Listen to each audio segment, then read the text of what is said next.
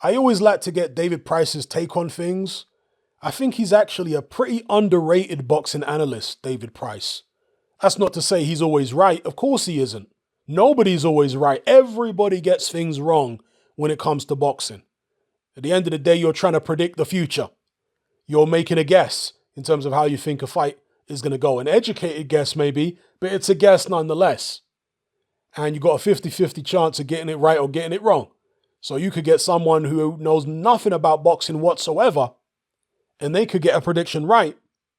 Whereas somebody with a vast wealth of boxing experience, who might be a pro boxer themselves, gets that same prediction wrong.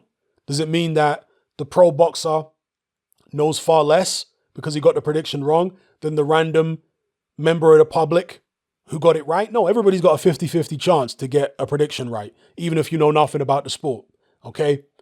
But you find out what somebody knows, the extent of their knowledge, and how good an analyst they are over the long haul.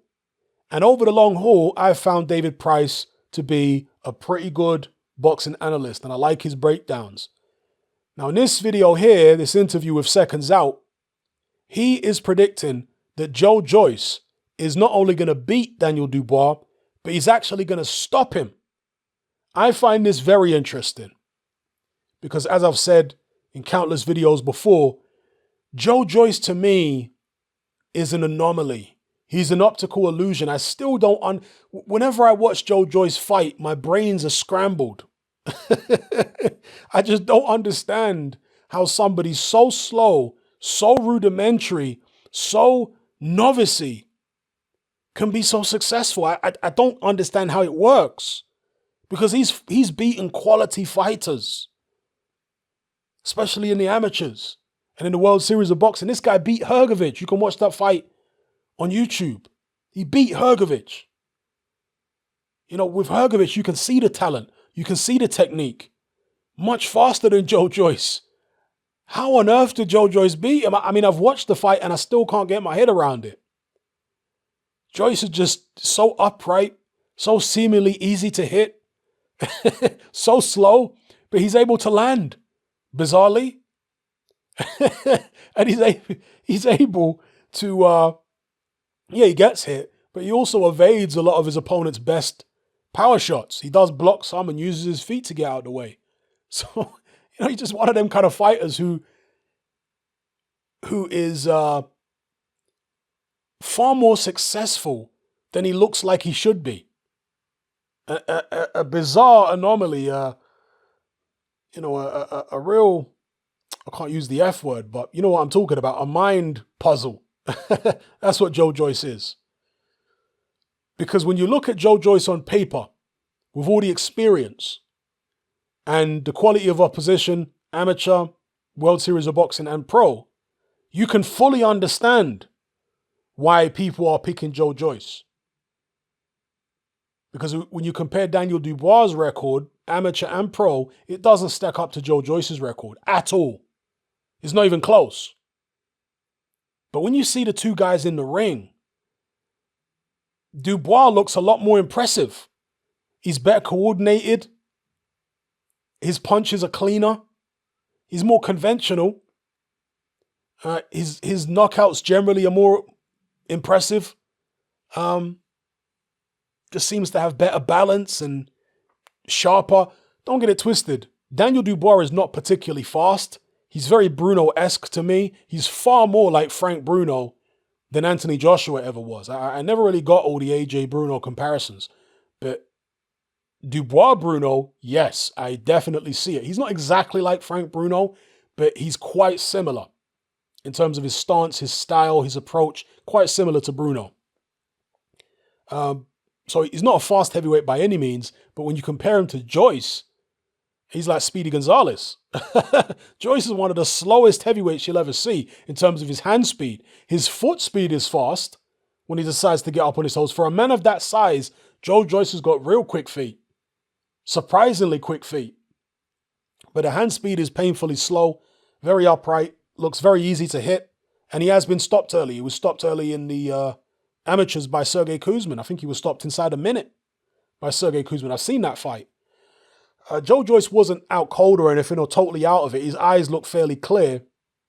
He got to his feet and the ref stopped it. But it was a very heavy knockdown against Kuzman. But he's improved a lot since then and went on from strength to strength in the amateurs. So, yeah, it's a really fascinating fight. Can't wait to see it. Can't wait to see how it pans out. Will it pan out the way David Price thinks it may? You know, he's saying that Dubois' best chance is early.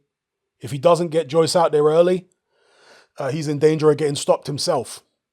So, let's see. Let me know what you guys think in the comments below about David Price's prediction. Let me know what your predictions are. If you're picking Daniel Dubois, tell me why. If you're picking Joe Joyce in particular, tell me why. And tell me how you think the fight is going to play out. Will it be rough for Joe Joyce early? And then maybe Daniel Dubois gets tired. Joe Joyce picks up that work rate that he's so famous for and just outworks Daniel Dubois and wears him down over the stretch, wins on points or stops him late? Or do you think something that defies consensus wisdom is going to happen, whereby maybe Joe Joyce comes out and knocks Dubois out early? Do you think something like that is going to happen? It's heavyweight boxing. Anything can happen, right? Now, I've long said since this fight was originally announced or even mooted that it wouldn't surprise me to see Joe Joyce come out early and start moving. Because for my money, he's got quicker feet than Daniel Dubois. When he gets up on his toes and decides to move around, he's quicker than Dubois. And if you're up against the guy who has a lot of early knockouts, who's going to be sharp early, my strategy would be, and who's got the hand speed advantage on you, my strategy would be to frustrate him early. Because Daniel Dubois fights in a very rigid construct, and he doesn't like to break his construct. He likes to stay within his construct. So my strategy would be to get him out of that construct, to frustrate him, get him reaching with his punches, you know? Just get him out of that rigid, because that's where Daniel Dubois feels comfortable, when he's in that construct, when he's controlling the range and he's fighting at the pace that he's dictating. And, you know, Daniel Dubois' pace is usually fairly steady. It's not a crazy pace. It's not extremely slow. Usually quite a steady pace. So get him out of that, get him reaching for you, frustrate him, use your own jab, move around, mess him about. And then once you've got him making regular mistakes and you can see the kind of mistakes he's going to make in certain areas of the ring, you can then start punishing him as the fight goes on. And if it affects his stamina, if he starts getting tired because he's having to chase you and, you know, walk you down, then you can start putting it on him in the second half of the fight.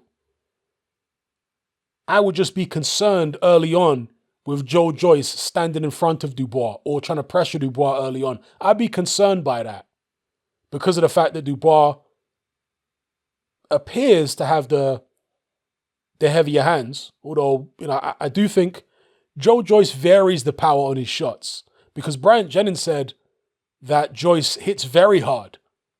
You know, as hard as he's one of the hardest punches he's been in there with. That's what Bryant Jennings said. But he's not consistent with his power. So some shots will be kind of throwaway shots, but occasionally he'll throw a really heavy one in there. And you'll be like, whoa, this guy can actually really punch. Whereas Dubois is more consistent with his power. You see? So a guy who's consistent with his power like that, who's going to be sharp early on, I'd be wary about Joyce standing up close with that guy. You know, I would more err on the side of caution and get Joyce to draw his sting a little bit, surprise him maybe a little bit. Because are Dubois' people really expecting Joe Joyce to come out and start moving around the ring? Joe Joyce was a high-level international amateur for a long time. So he can get on his bike when need be. And that would be my strategy if I was in that team. Is move around early on. Not necessarily for 4 or 5 rounds, but maybe even just for the first 2 rounds. Just have a little scouting mission and see, you know, what Dubois is up to, what he can do from what distance. See if you can frustrate him a little bit. Draw some mistakes out of him, get him reaching for you. Because Joe Joyce is the taller man here. And he's the naturally bigger man too. He's naturally heavier, taller. I'm not sure about the arm length of the two guys, but he's definitely taller and he's naturally heavier than Dubois. So he's the bigger man here. Get the smaller man reaching for you. Get the smaller man, to come out of his construct. Because once he comes out of his construct, he's actually out of his comfort zone. So anyway, fascinating fight. Can't wait for it this weekend. Let me know your predictions in the comments below. I'll definitely do more videos on this one.